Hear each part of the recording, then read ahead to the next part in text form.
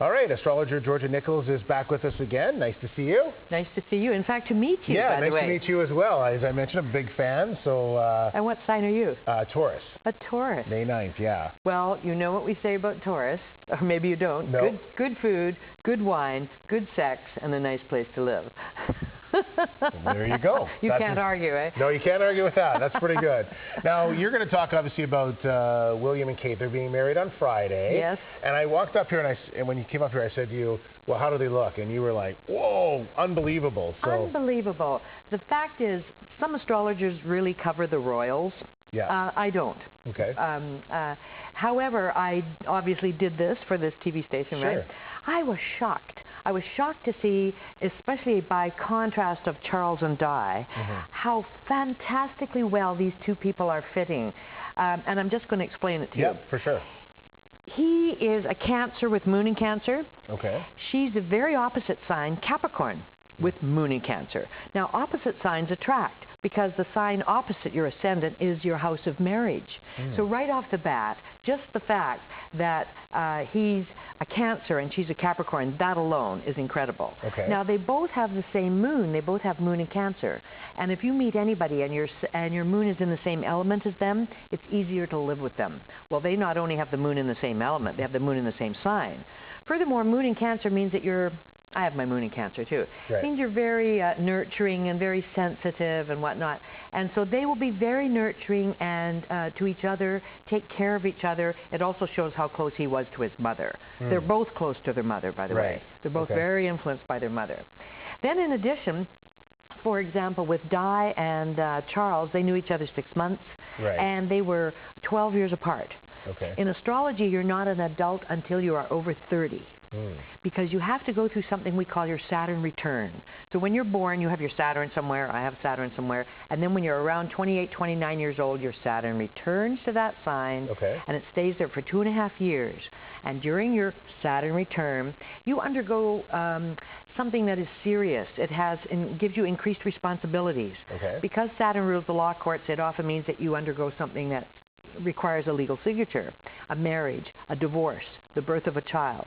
So they are both in their Saturn return. Wow. Because they both have Saturn in Libra. They are both under 30, so they're both still together, like, you know. Whereas with Di and Charles, he was an adult and she was 20. So, and knew each other 6 months. These two have been dating for 8 years. But beyond that, their chart is incredibly so fitting, in addition to which it's similar. They both have Mars in Libra. They both have Jupiter in Scorpio. They both have Saturn in Libra, etc., because they're so close in age. So this means they can share the same joys, and they share the same insecurities and fears.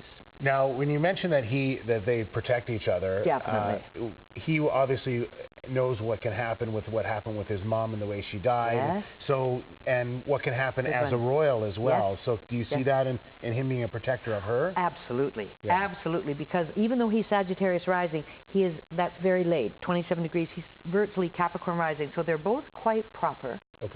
They both have Jupiter and Scorpio, which would mean if you met them personally, you'd spill your guts to them. Jupiter and Scorpio people, you talk to them, but they keep their secrets. Now, there's Kate Middleton's chart. So kind of give us an idea of what's going on there. Well, to begin with, when we look at her chart, you'll see that the sun, that little round circle, is sitting there at 9 o'clock. That means that I don't know the time of day she's born. So I have put it there sort of falsely, but it still works.